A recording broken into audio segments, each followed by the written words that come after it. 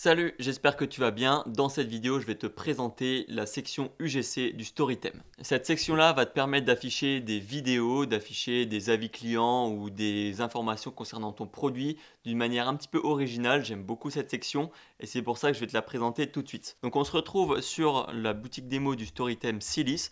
On va descendre tout en bas, on va la mettre vers la fin, juste au-dessus de la newsletter.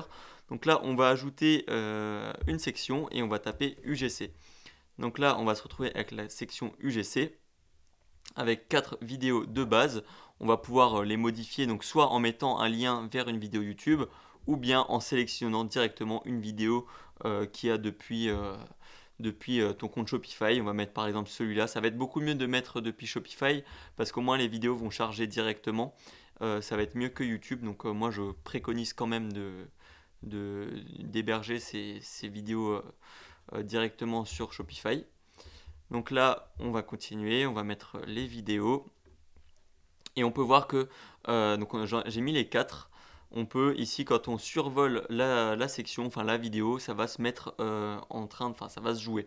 Enfin, la vidéo va se lire. Si je clique dessus, ça va l'ouvrir en grand. Donc ça, pareil, c'est aussi un avantage, donc c'est cool.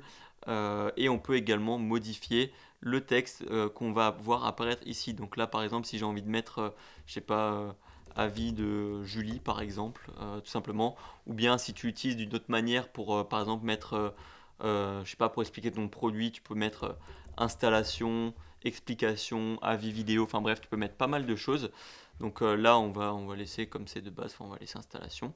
Et on peut aussi aller voir dans les paramètres de section, tu peux très bien mettre un titre, vos avis, nos avis clients, par exemple.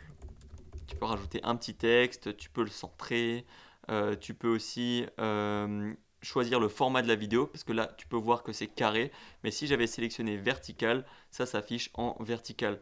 Pareil pour horizontal, donc ça c'est plutôt cool.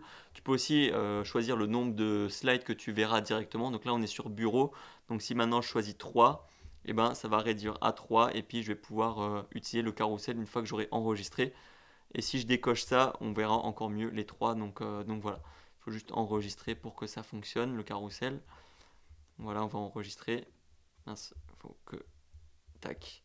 Voilà, ça fonctionne. Donc tu peux très bien utiliser ça. Ici, on va laisser 4 pour ne pas afficher les sliders une fois qu'on enregistre.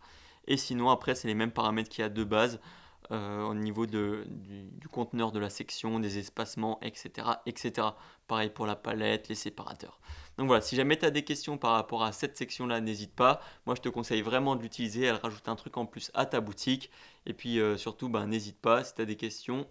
On se retrouve une prochaine fois. Je te dis à la prochaine. Ciao!